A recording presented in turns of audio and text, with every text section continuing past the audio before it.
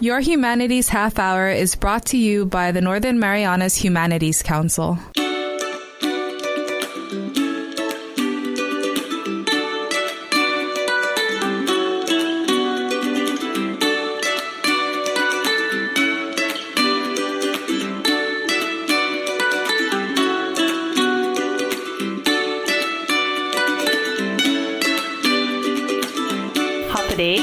And welcome to Your Humanities Half Hour. I'm Catherine Perry, and today we have in studio Supervisory Ranger from American Memorial Park, Brooke Nevitt, and Pacific Historic Parks Education Specialist Jovannalyn Mafnas to share with us about an exciting project that they've recently launched here in the Marianas featuring women in our community. Ladies, welcome to the show.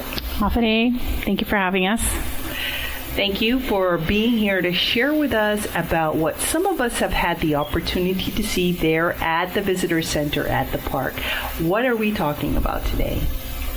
So our project is a grant received from the National Park Foundation, Women in Parks Innovation and Impact Grant. And we applied for this grant in early 2020. And the title of this grant is Resilience and Reverence, Wartime and Women of the Northern Mariana Islands. So what this is a grant that was released by the National Park Foundation in honor of the 19th Amendment's centennial, which is 100 years of women's rights to vote. And so we applied for this grant, and we started implementing it. And Brooke's going to talk a little bit about our overview and what the project was about. So we really saw this as an opportunity to capture the stories of women. We know these stories are out there in our community and in families, and we wanted to hear them and we wanted to help share them. And so we looked at it with two generations of our Chamorro and Carolinian women, wartime survivors, and we were able to interview four. Yes. Yeah, four wartime survivors, and then daughters of wartime survivors, and to kind of show the two generations of women who have been instrumental in the Commonwealth that we enjoy today.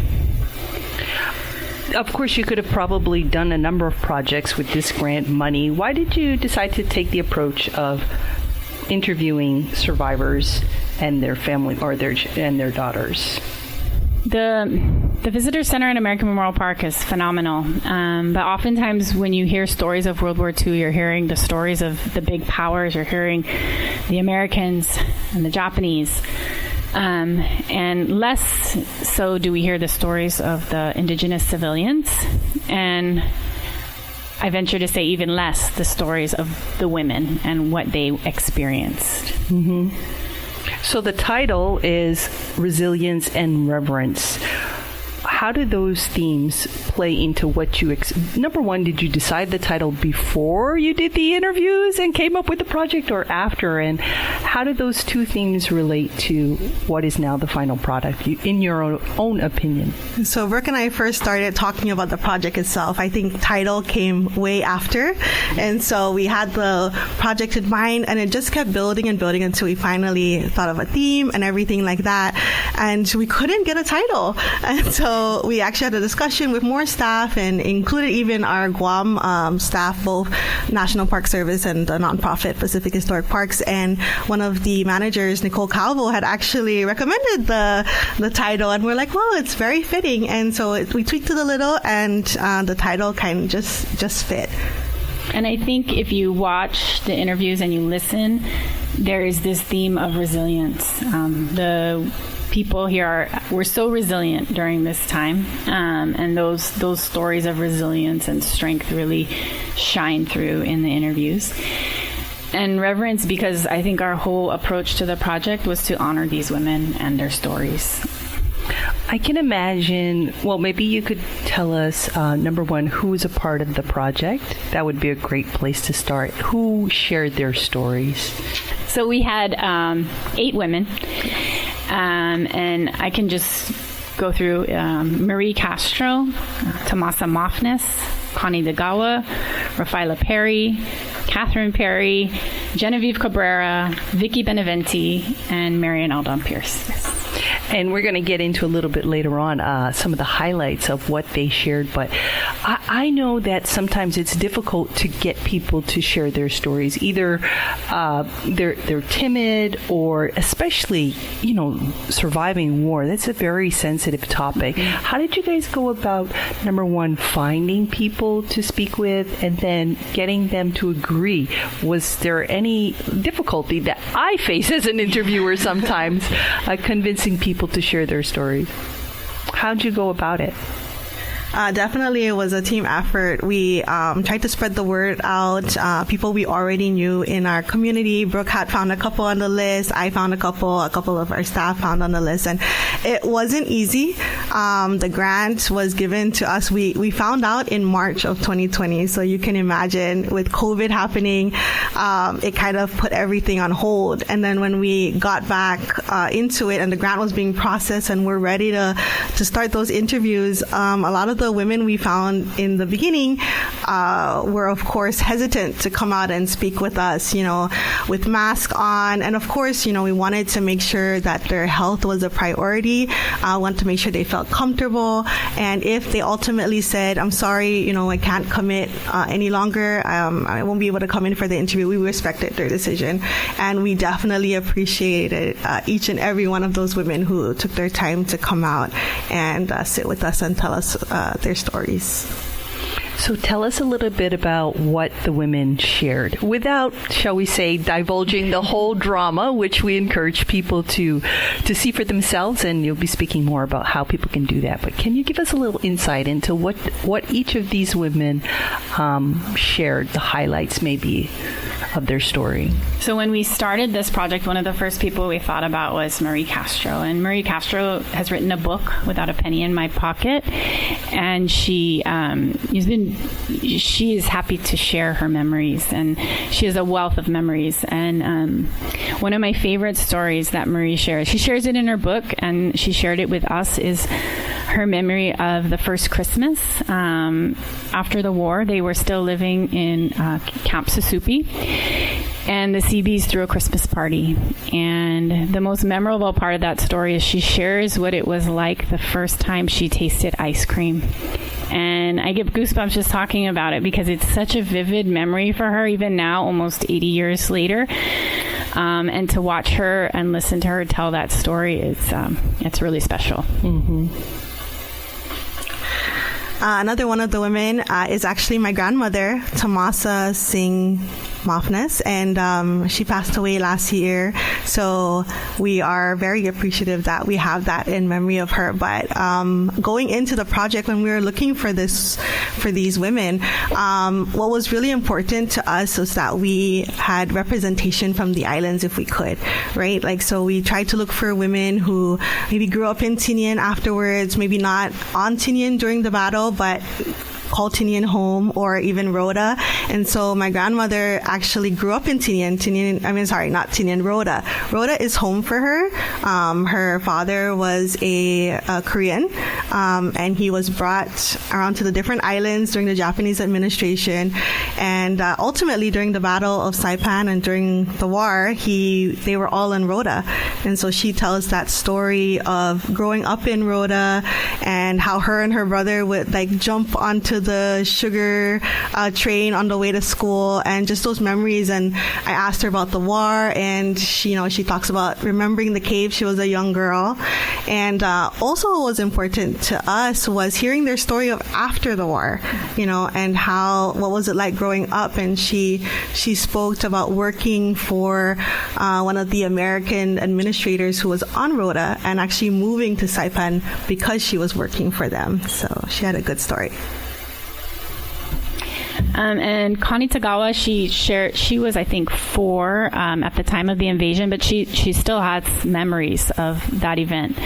Really? Yeah. And so she shared with us her memories, in particular a story of as they were running from the fighting, her aunt who was carrying her sister got shot, and her sister also got shot. And they ran to the beach, and her dad dug a hole in the sand to help alleviate the pain because the sand was cool, and so put them in sand so that they could be, ease the pain. And then she also went on to say that they had been taken, I think her aunt and her sister had been taken to a ship, an American ship, to help recover, where they were providing help for the injured.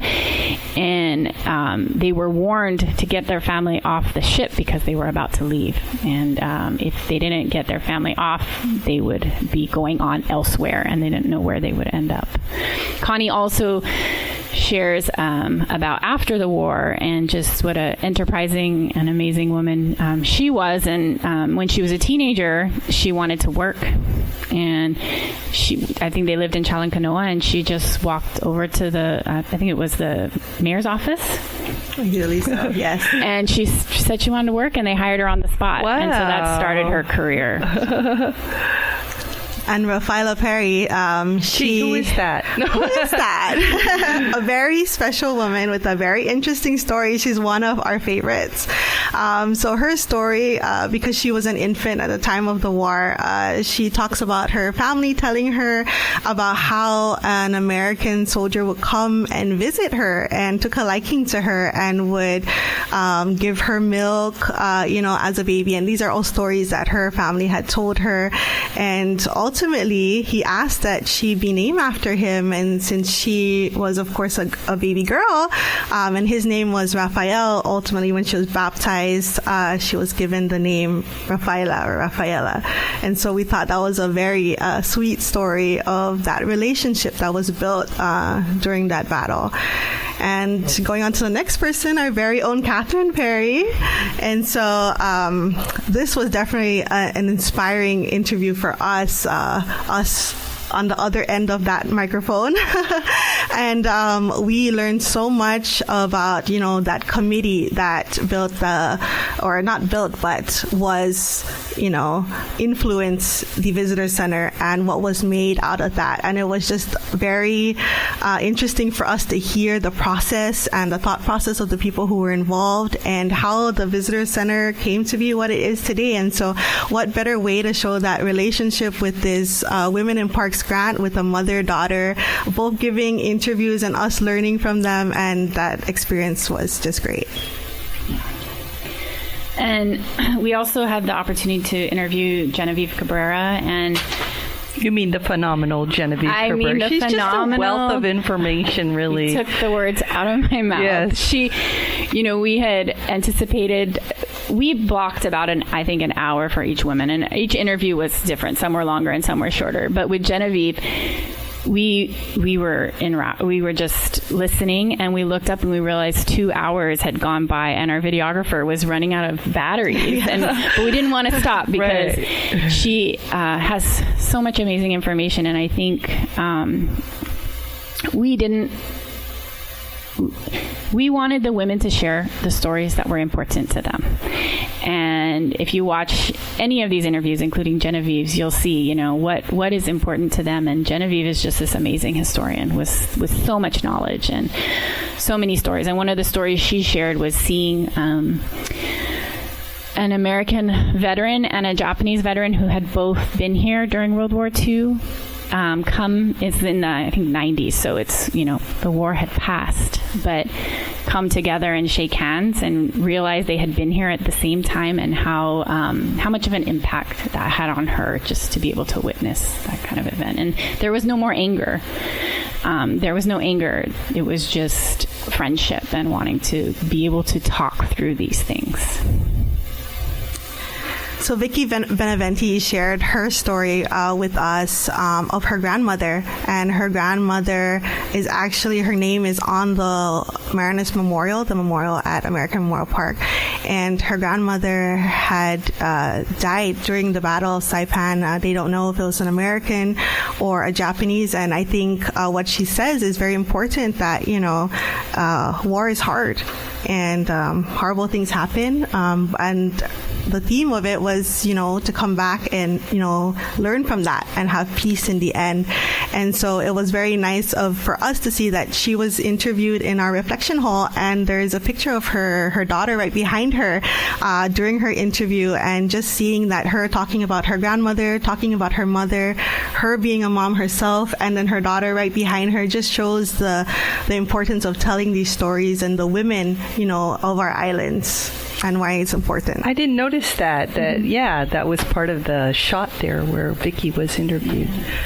So interesting. And then Marian Aldon Pierce, we were able to interview her. She was a little bit different because she spends part of the year in Washington State, and so it's also COVID era, so we interviewed her via Zoom. Yeah.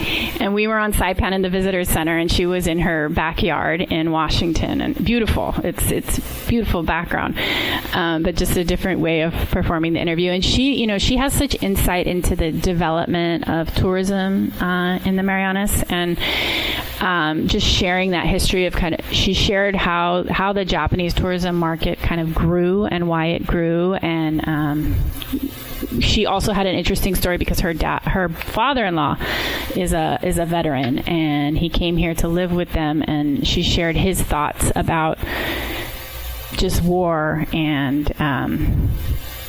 the importance of peace. What do you think it meant to the participants who shared their stories to be a part of this project? I think the first thing we noticed was a lot of the women, they wanted to tell their stories, and we really appreciated that. Some of the stories were hard, and some of them brought them back.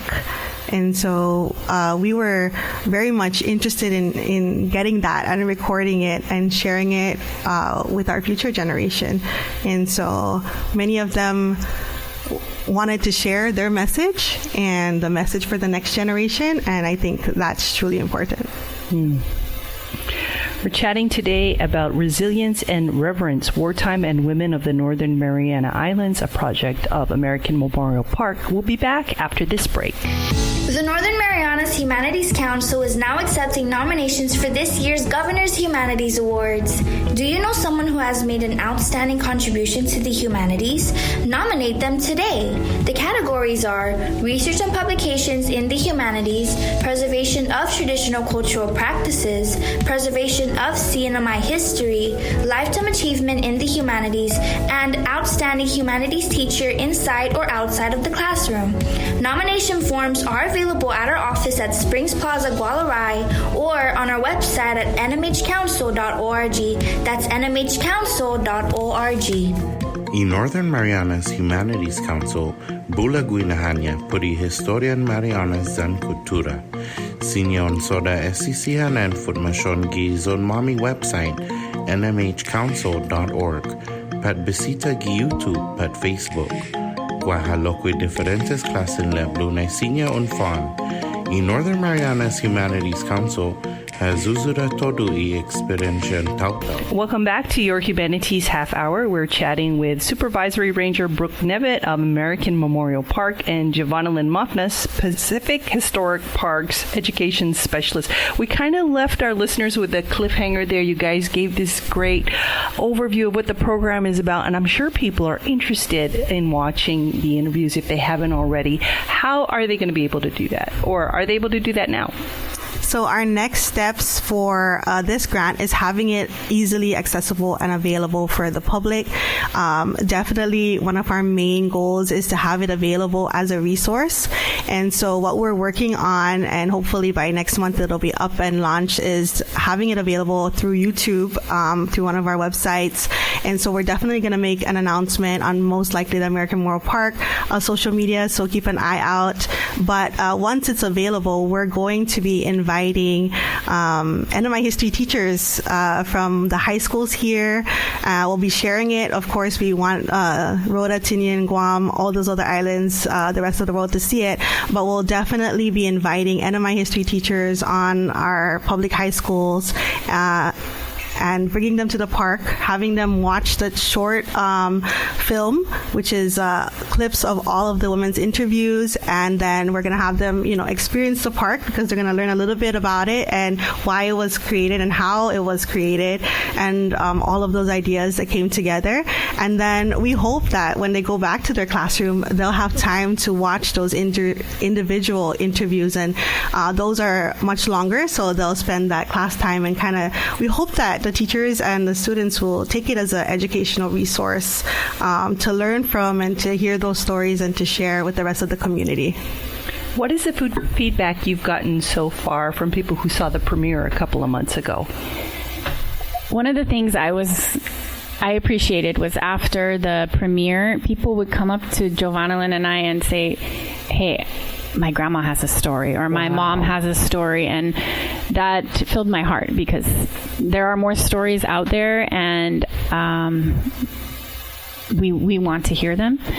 And so that was that's the biggest, I think, feedback we've heard, is people willing to share their stories now that they've seen other people do it, and also see that I think that we're trustworthy with the stories. We try to be respectful and do our best to honor the stories of the women. Yes, we've definitely been getting a lot of positive feedback, and since the launch and since people have been seeing it, we also showed it at the Mariana's History Conference this past couple weekends ago, right? And some people came up to me, and even during the launch show, like, there was not a dry eye in that theater. Everybody was emotional. It was just so touching and very inspirational to share the stories of our people, and really just to highlight that perspective of the indigenous people and the women. Women are so important in our communities, our moms, our grandmothers. And sometimes the stories are hard, and sometimes we don't hear them. And so I feel really happy that people have enjoyed watching it, and they're ready to hear more stories, and people are ready to share their stories. And the good news is you guys are here to capture them. I understand you have something else on the burner, somewhat related. What's next, or what's the next project related to this? So actually, while we're finalizing this grant, Brooke had saw that National Park Foundation had announced another grant, a storytelling grant, and so it was interesting because we applied for it towards the end, but we didn't get it. But a year later, I want to say a few months ago, Brooke got an email saying, "Are you still interested? Please let us know." And so we resubmitted the grant, and really fast, what I want to say, 2 weeks ago or a week ago, we found out we got the grant. And congrats. The grant is really to continue this project. Instead of just women, now we're going to focus on all the stories. Of course, we're highlighting the indigenous perspective, but Brooke had mentioned too that if anybody comes in, whether they were born in, we've met some who were born in Saipan, born in Rota, born in Tinian, but they're from Japan, and after the war they moved back, and so we'd like to hear their stories and all the different perspectives of the war that took place here. Now, I know that you mentioned COVID kind of delayed the production and all, and you've had a lot of people contribute behind the scenes to making this happen. Who has been a part of your team in bringing this film to fruition? So we start with our park team, and that's Jovannalyn and me, and we have Rangers Renee and Ranger Nat and Ranger Oshana, who are instrumental in helping us through the process. Also our PHP team, Pacific Historic Parks team on Guam. Our superintendent is very supportive. We've also had a team of phenomenally talented videographers. Denton Pangilinan, Lenny Leon, and Jojo Laputo all helped make the final products work and beautiful.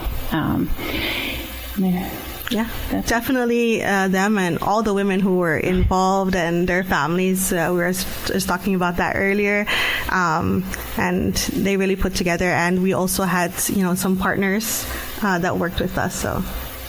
Did you encounter anybody when you were looking for people to interview who were hesitant to share their stories, and what was your experience there? Yeah, and it wasn't the women; it was their families, their sons or their daughter. Their families who just. You're very protective of your moms and your grandmothers, and but what I found is after they saw our final product, they came back. Okay, I think we're ready to talk about maybe sharing our stories. So it's hard stories. Not everybody wants to talk about it. It's war, and if you watch the interview, you see the trauma and what they experienced. So there's that, not wanting to relive those hardships. But I also think when we listen to the interviews, we hear these themes of resilience. We hear themes of love and family. And there really, to me, wasn't a focus on the hardships of the war. It was the overcoming. It was the overcoming and the strength, and very inspiring. I feel there's something unique about our culture and our islands that provides a place of healing, whether it be healing from war or physical healing, or because I agree with you, like a lot of the old people who share their stories, at least those who do publicly, it's much more about the overcoming and, like you said, the how they overcame. At the park, we're lucky to have the opportunity to meet World War II veterans. Often, if World War II veterans, American World War II veterans come back, they'll come to the park, and they often come with their children. And their children will say, I've never heard my dad tell these stories. But being here, gives them, I don't know what it gives them, but they start talking and they start sharing. Yeah, maybe. And also when we hear those stories, it's similar to the women in that there's no anger. It's always kind of a story of peace that I hear. I don't know if you had the same experience, Joe. But. Yes. What has it meant to you two personally being a part of this project? Really the leaders, this spearheading this?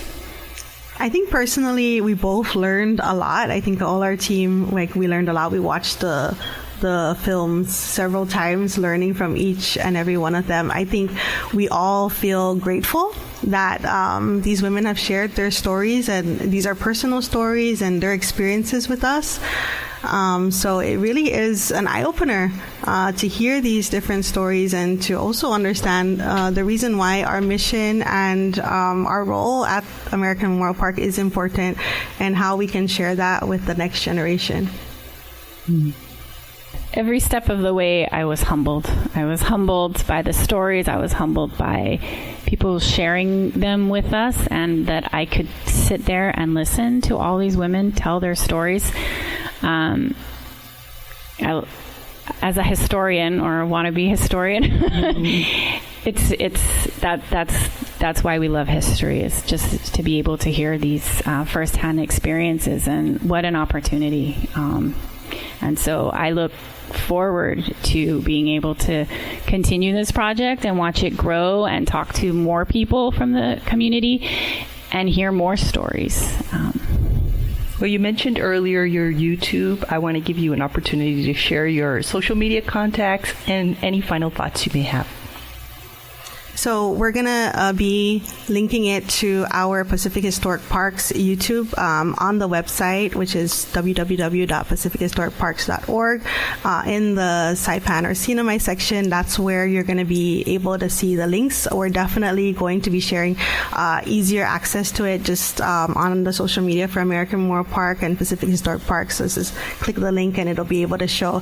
We're going to start with having the short film available, and then having basically like a playlist of all the different full interviews for people to watch individually. And you can follow American Memorial Park on Instagram and Facebook. It's American Memorial Park. All right. Any other thoughts before we go? Thank you so much. Thank you for being a part of the project, and thank you for talking to us. Thank you very much. Yeah, thank you both for sharing today from the heart. We've been chatting with Supervisory Ranger Brooke Nevitt of American Memorial Park and Pacific Historic Parks Education Specialist Jovannalyn Mafnas about the video project, a series really, Resilience and Reverence, Wartime and Women of the Northern Mariana Islands. And as they mentioned, you can find it soon on their website and social media. This has been your Humanities Half Hour. I'm Catherine Perry.